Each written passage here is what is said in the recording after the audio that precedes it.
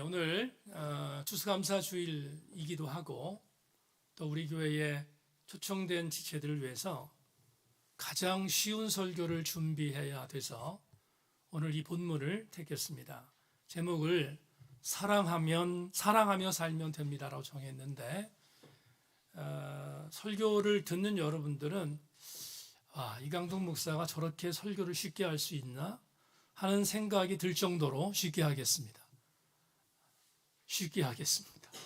이렇게 하시고 다만 잘 들려주기를 부탁하고, 더불어 오늘 말씀을 준비하는 저는 굉장히 힘들었습니다. 왜냐하면 여러분은 듣기 편할지 모르지만 저는 이 설교를 준비하기 위해서 가장 쉬운 언어를 선택해야 되겠고 등등등 여러 가지 영적인 부분에 도전이 있었는데, 여러분들에게 하나님께서 이 말씀을 증거할 때 주시는 은혜가 있을 줄로 분명히 믿고 함께 잘 말씀을 경청해 주시기를 주님의 이름으로 소망합니다. 제가 아직 가까이 아는 산문 작가가 한 명 있는데 그 산문 작가의 이름은 이기주라는 작가입니다. 아내가 얼마 전에 당신 이기주 빠야? 이렇게 말을 할 정도로 저한테 이기주 작가는 대단히 익숙한 작가고요. 3차 독서 여행 때 우리가 함께 그분의 책을 나눴던 적도 있습니다. 이분이 몇 년 전에 책을 하나, 산문집을 냈는데 그 산문집에 담겨있는 글 하나를 소개하면서 오늘 설교를 시작하겠습니다. 자막 보시면 나옵니다. 우리는 시간을 공유하는 사람들과 의미 있는 관계를 맺으며 살아간다. 특히 사랑은 내 시간을 상대에게 기꺼이 건네주는 것이다. 만약 누군가 함께 보내는 시간이 아깝게 느껴진다면 그 사람은 내 일상에 침입해 시간을 훔쳐 달아나는 것처럼 여겨진다면 이유는 간단하다. 상대방을 사랑하지 않거나 사랑이라는 감정과 점점 멀어지고 있기 때문이다. 어떠십니까? 동의하십니까? 네. 저는 이제 정확하게 말하면 38년 동안 목사라는 직을 갖고 살아온 사람입니다. 누군가 저에게 목사는 무엇하는 사람이냐라고 묻는다면 한 문장으로 답하기가 참 어렵습니다. 왜냐하면 목사가 하는 일이 너무 많기 때문입니다. 가끔 제 지인들이 집사람이나 저에게 이런 질문할 때가 있습니다. 뭐 그렇게 목사와 사모가 할 게 많냐고 질문하는 분이 계시는데 많습니다.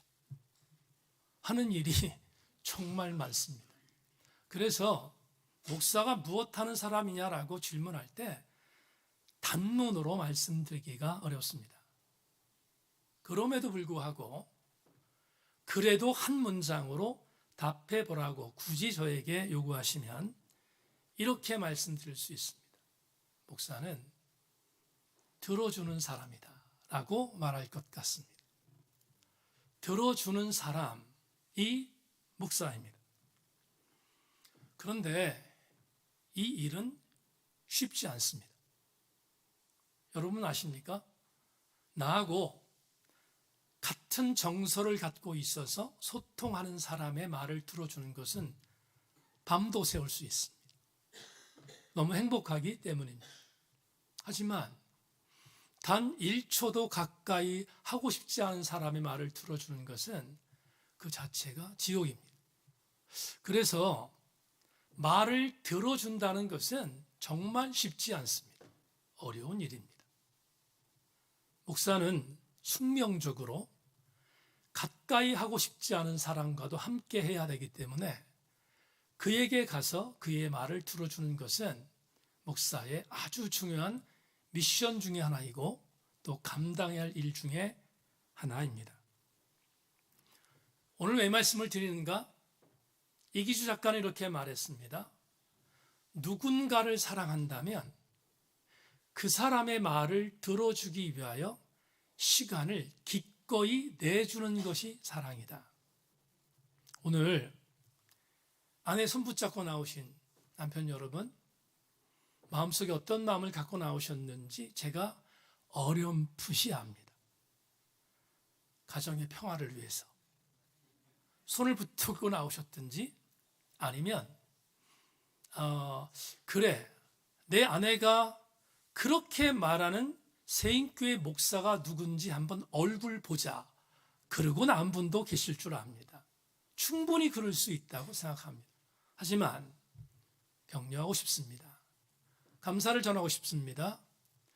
어떤 상황이 되었든 오늘 이 자리에 나온 교우 여러분, 남편 여러분, 자식 여러분, 여러분은 내가 사랑하는 사람의 말을 들어주기 위하여 오늘 기꺼이 시간을 내준 분들이기에 감사드립니다. 그러니까 기꺼이 내가 사랑하는 사람의 말을 들어주기 위하여 이 자리에 오셨으니 그냥 갔으면 속상하지 않겠습니까? 그러니까 오늘 그래도 세인교회 목사가 지난 시간 동안 기도하며 오늘 이 시간을 기다렸는데, 여러분에게 전하는 말씀이 여러분에게 참 귀중한 가치 있는 말씀이 되기를 부탁하고, 또 그런 감동이 있는 시간이 되기를 주님의 이름으로 부탁드립니다. 개인적인 이야기를 해서 정말 죄송하지만 개인적인 일을 하나 말씀드리겠습니다. 저희 어머님은 요즘 말로 말씀을 드리면 초등학교를 중퇴하신 분입니다. 그래서 대단히 무식하셨던 분입니다. 일제시대 때 저희 외삼촌이 서울대학교 사범대학을 가서 선생님이 되어야 하기 때문에 아들에 대하여 최선을 다했던 외할아버지와 외할머니는 딸들에 대해서 소홀히 여겼습니다. 그리고 뒤치다거리 하도록 만드는 일로 딸들을 그렇게 사용했습니다. 나쁜 말입니다.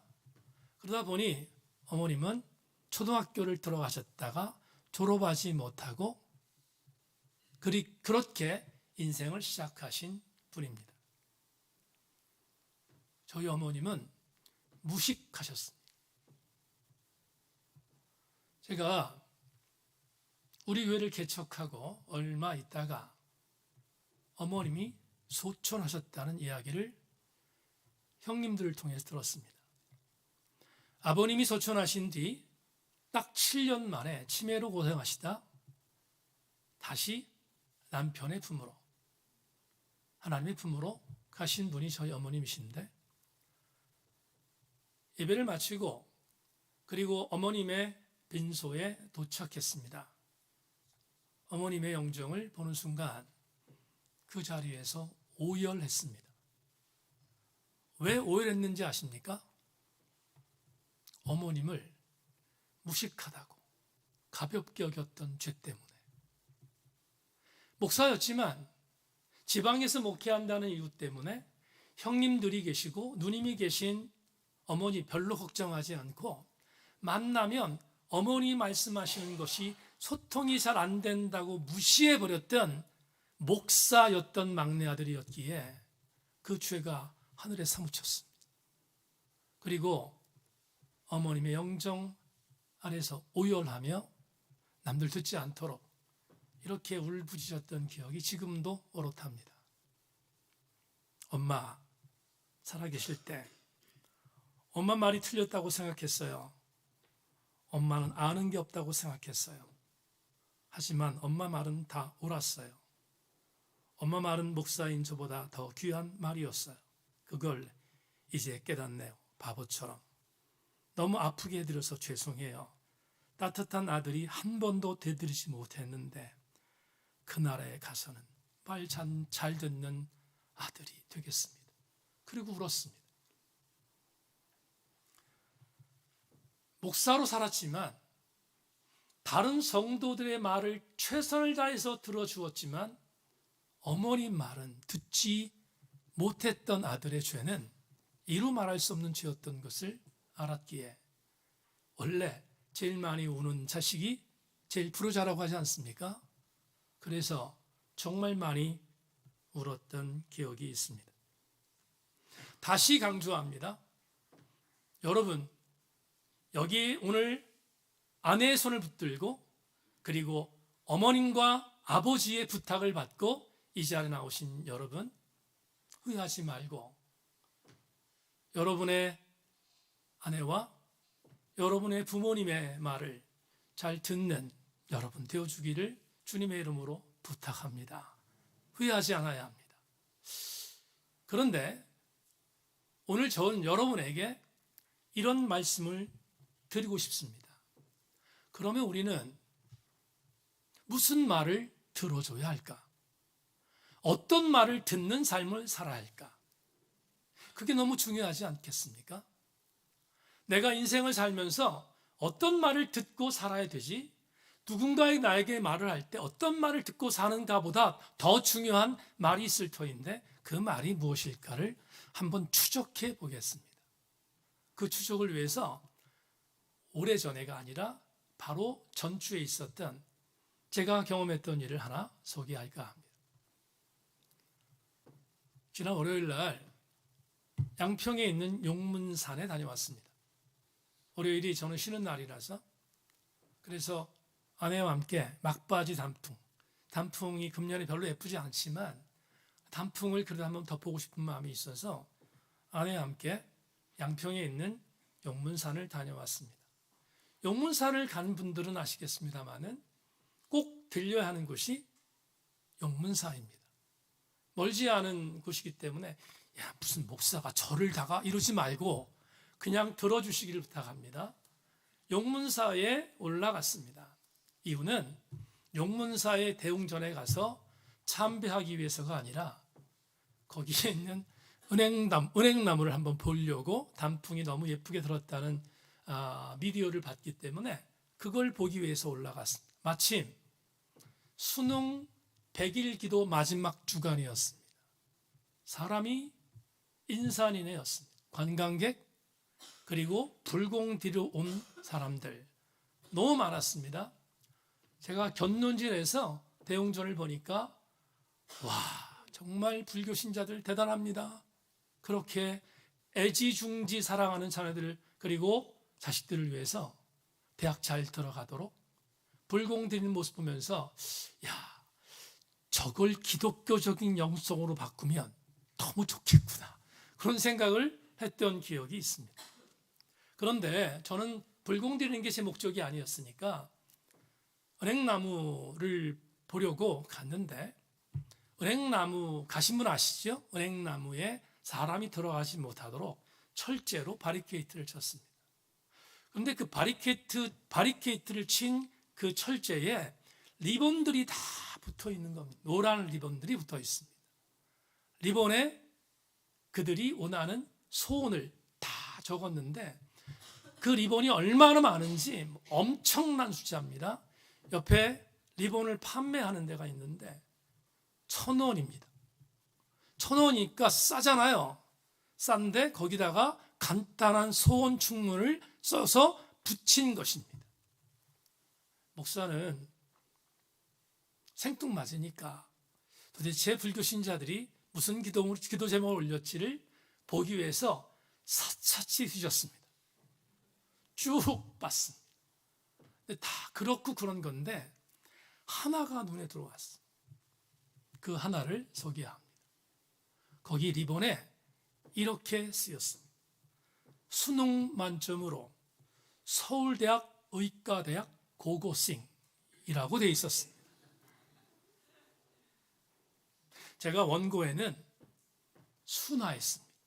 고고싱은 빼고 수능 만점을 위한 서울대학 입학이라고 바꿨습니다. 그런데 그걸 보는 순간 왠지 슬퍼졌습니다. 여러분, 아들이 수능 만점을 받고 서울대학 의과대학에 들어가서 의사가 돼서 창창대로로 가기를 원하는 부모의 마음을 누가 뭐라 할 수 있겠습니까? 그런데 슬퍼졌습니다. 왜 슬퍼졌는가? 제일 먼저 이 기도문을 쓴 아버지인지 어머니인지 모르겠지만 그 부모를 생각했습니다. 삶이 행복했을까? 삶이 행복했을까? 행복하지 않았을 것 같습니다. 여러분, 자기의 아들 혹은 딸일지 모르겠습니다만은 자기의 자녀가 서울대학교 의과대학을 진학하는 게 목적이고 그걸 위해서 내가 수능 399점인 말도 안 해. 만점이야. 만점을 받도록 해달라고 소원을 빌었던 그 부모 행복했을까? 그것 때문에 얼마나 그의 삶이 빡빡한 인생을 살았을까를 생각했습니다. 그러니 저는 박수 보낼 수 없었습니다. 아들과 딸에게 갔습니다. 얘는 행복했을까? 얘는 정말 행복했을까? 혹여나 1000번 만번을 양보해서 수능 만점을 받고 서울대학에 진학했다 칩시다. 행복했을까? 모르겠습니다. 옛날에 이런 글을 본 적이 있습니다. 자기 아들을 서울대학에 보내기 위해서 목숨 걸었던 엄마가 있습니다. 그런데 아들은 너무 싫었습니다. 그 아들이 결심했습니다. 내가 엄마 소원대로 해줄 거야. 열심히 공부했습니다. 서울대학 들어갔습니다. 그리고 엄마한테 들어간 날 편지 보냈습니다. 이제 됐냐? 엄마한테 이제 됐냐? 라고 편지를 보낸 그 아들 행복했겠습니까? 그 편지의 글을 받은 부모 행복했겠습니까? 불행 아닙니까? 심각하게 말하면 그런 가정 재앙이지 않습니까? 우리의 인생 목적이 잘 먹고 잘 사는 것이 우리의 인생 목적이라면 우리는 잘못 사는 것입니다. 여러분, 이기주 작가 얘기했는데 이기주 작가가 본인의 책에서 아주 재미있는 글을 썼습니다. 제가 일부 예배 때 이걸 읽었는데 한 명도 안 웃길래 왜 안 웃지? 그런 생각 해봤어요. 근데 제 언어 표현이 그래서 그런지 모르지만 2부 때 보겠습니다. 웃을 건지 안 웃을 것인지 한번 보겠습니다. 이기주 작가가 이렇게 자기 책에 썼습니다. 물론 이기주 작가는 불교적 색채가 있는 분인 것을 여러분 이해하고 들으십시오. 옆집 부부가 슬피 운다. 듣자 하니 강아지가 하늘로 떠나서 화장하고 오는 길이라고 한다. 난 이것도 정말로 참 그랬습니다. 꼴쩍지근했습니다. 하여튼 여튼 간에 강아지가 하늘로 떠나서 화장하고 오는 길이라고 한다. 몽골에선 개가 죽으면 꼬리를 자르고 땅에 묻는다. 다음 생에는 인간으로 태어나라는 거다. 다만 강아지로선 사람으로 환생하는 게 복일까 재앙일까? 여러분, 이렇게 적용해 보겠습니다. 서울대학 수능 만점으로 고고싱이 인생의 목적인 사람으로 태어난다면 난 개가 날 것 같습니다. 난 훨씬 개가 날 것 같습니다. 그게 사람의 목적이라면 여러분 저는 개가 낫다고 생각해요. 왜? 화장도 해주잖아요. 제 친구 목사는 개가 막 아프니까 그만 여기까지만 할게요. 하여튼 정말 대단한 개사랑을 받습니다. 그렇게 사는 게 낫지 않겠습니까? 보세요. 성경에 보면 제일 오래 산 사람이 나옵니다. 그 사람의 인생을 여러분에게 소개하겠습니다. 창세기 5장 25절로 26절에 이렇게 기록됐습니다. 무두셀라는 187세에 라멕을 낳았고 라멕을 낳은 후 782년을 지내며 자녀를 낳았으며 그러니까 총 969세를 살았습니다. 무두셀라는 그가 태어나서 행한 일은 두 가지입니다. 아들 낳고 오래 살았다가 1억입니다. 그러면 그 인생에 대해서 그걸 비판하고 그럴 생각은 없습니다. 그런데 이게 이 사람의 이력 전부인 것은 유감스럽습니다. 인간으로 태어났다면 그래도 인간의 어떤 삶의 가치를 뭔가 남기고 가야 되지 않았겠습니까? 그런데 장가 가서 아들 낳고 오랫동안 살다가 갔다. 이게 전 인생의 이력이라면 여러분, 이것은 정말 안타까운 일이 아니겠습니까? 그러면 우리에게 적용해 보겠습니다. 오늘 예배에 나오신 우리 교우 여러분, 이미 예수 그리스도의 은혜를 맛본 사랑하는 교우들과 오늘 아내의 손을 붙들고 나온 우리 교우들에게 동시에 묻겠습니다. 어떻게 사는 것이 진짜로 아름다운 삶입니까? 특별히 그리스도인들이라는 그리스도의 정체성을 갖고 그리스도인이라면 어떻게 사는 것이 정말 아름다운 인생일까 생각해 봤습니다. 여러 가지 말할 수 있겠지만 오늘은 부부 초청 전도 축제의 날이니까 하나의 문장으로 집약하겠습니다. 자막 보겠습니다. 여기 나오신 교우 여러분, 우리 남아있는 인생 동안 하나님이 우리를 보내신 그 뜻을 우리가 부합하며 살기 위해서 반드시 할 것이 하나 있습니다. 뭘까? 사랑하며 사는 것입니다. 사랑하며 사는 것은 포기해서는 안 됩니다. 이건 정말로 우리가 해야 할 아주 중요한 사명이 아닐 수 없습니다. 사랑하며 살아가십시다. 오늘 여러분들이 읽어드린 개역개정판, 우리가 보고 있는 성경을 개역개정판이라고 하는데, 개역개정판을 현대 언어로 가장 쉽게 번역한 번역서가 있습니다. 저는 정말 많이 설교 때 사용하는데 유진 피터슨 목사님이 쓰신 메시지라는 성경 번역이 있는데, 요한일서 4장 7절로 11절 말씀을 메시지 번역으로 여러분에게 읽어드리겠습니다. 사랑하는 친구 여러분, 사랑은 하나님께서부터 오는 것이니 사랑하기를 멈추지 마십시오. 사랑하는 사람은 모두 하나님께서 나서 하나님과의 사귐을 경험합니다. 사랑하지 않는 사람은 하나님에 대해 아무것도 알지 못하는 자입니다. 하나님은 사랑이시기 때문입니다. 그러니 여러분도 사랑하지 않으면 그분을 알 수 없습니다. 하나님께서 우리를 향하신 그분의 사랑을 이렇게 보이셨습니다. 하나님께서 하나뿐인 자기 아들을 세상에 보내셔서 우리로 그 아들을 통해 살게 하신 것입니다. 우리가 말하려는 사랑은 이런 사랑입니다.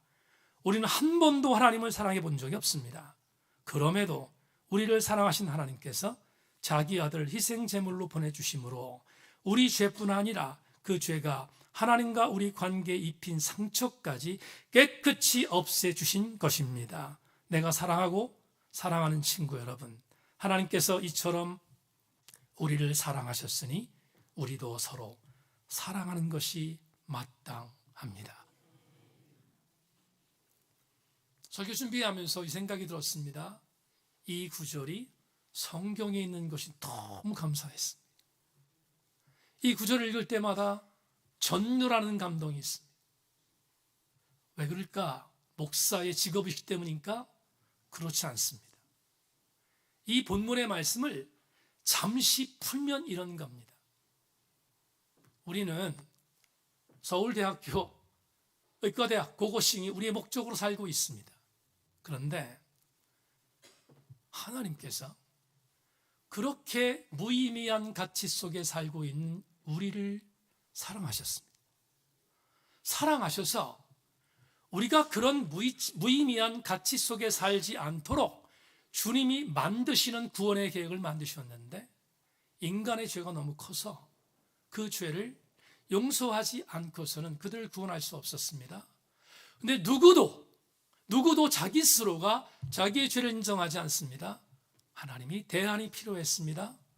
그래서 하나님은 방법을 생각하셨습니다. 그 방법은, 그래, 내가 사랑하는 내 외아들 예수를 죽게 하자. 우리에게 보내서 그를 죽게 하자. 그리고 내 아들이 죽으면서 인간이 갖고 있는 죄를 모두 함께 짊어지고 죽게 해서 다시 살아나게 만들면 인간의 죄를 용서할 수 있는 방법이 생겼다. 그래서 그 일을 선택한 것입니다. 그러면 우리 이렇게 해석할 수 있습니다.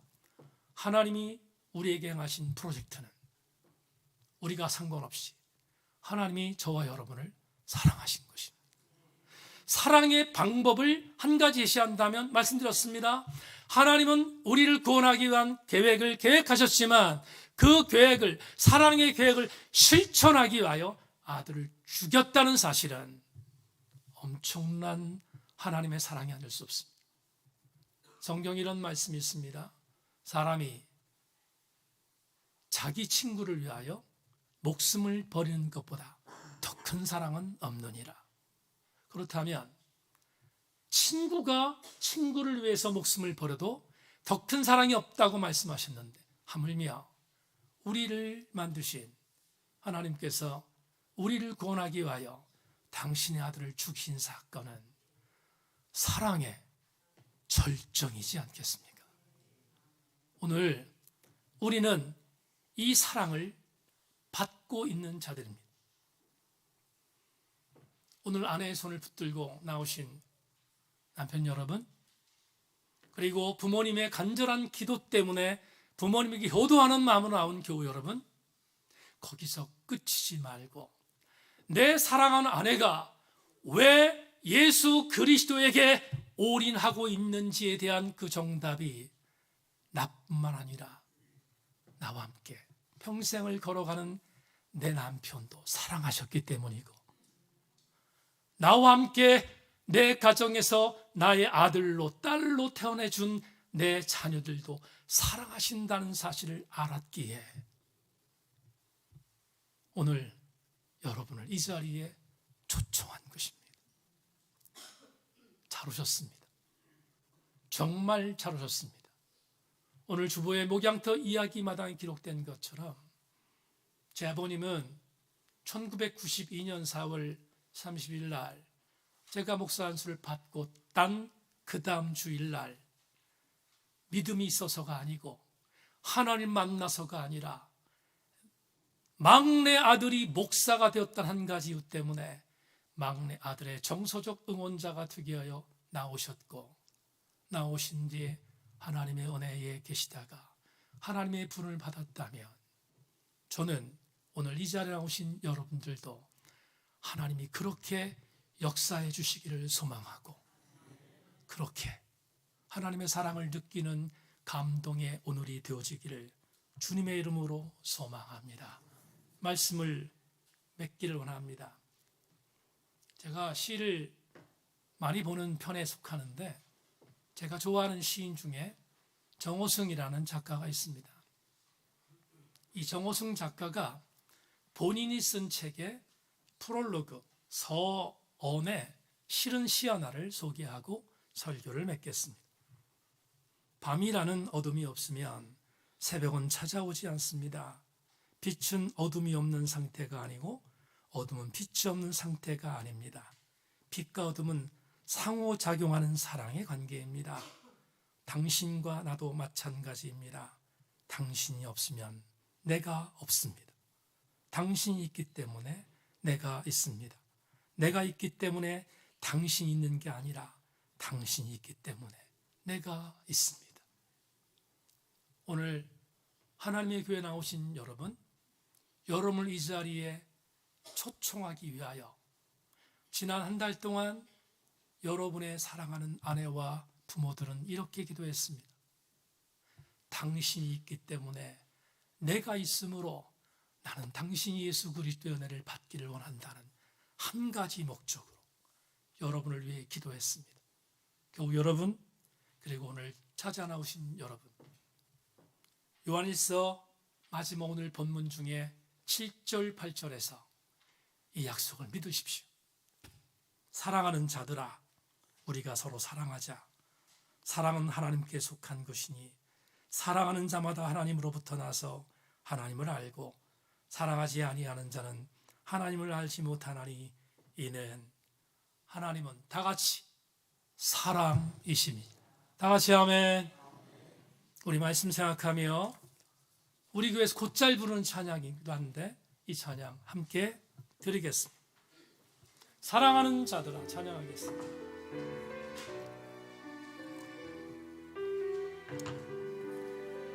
우리 말씀 생각하며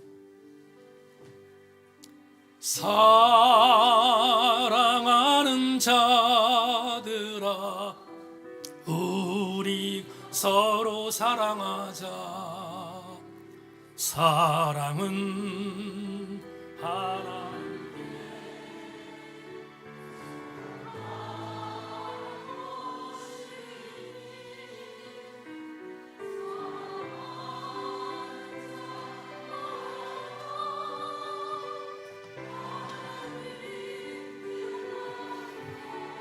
독생자를 세상에 보내심은 우리를 살리려 하시려 화목제로 보셨도다. 화목제로 보냈도다. 사랑하는 자들아, 서로 사랑하자. 사랑은 하나님께 속한 것이니 서로 사랑하며 서로 사하며 주께서 우리 안에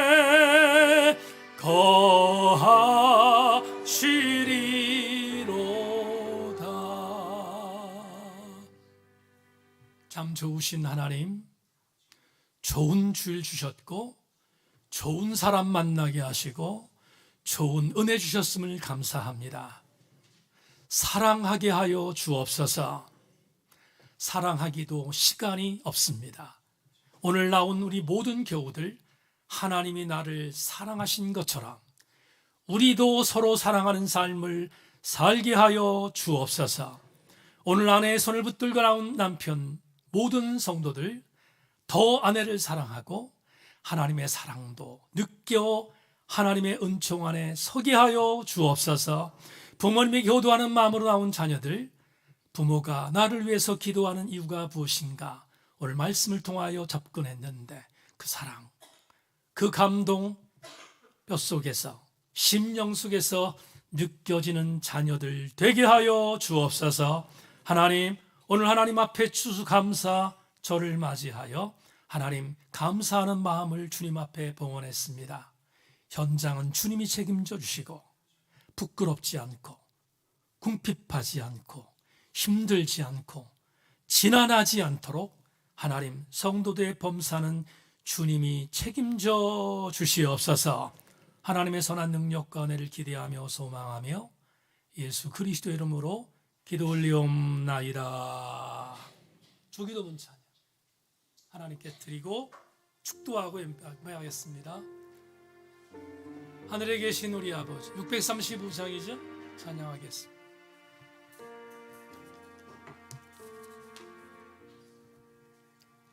하늘에 계신 아버지, 이름 거룩하사 주님 나라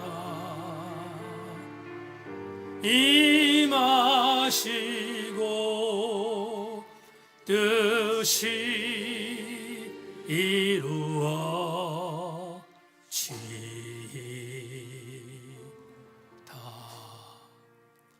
일용할 양식 주시고 우리들의 큰 죄 다 용서하옵시고 또 시험에 들게 마시고 악에서 구원하소서. 대개 주의 나라 주의 권세 주의 영광 영원히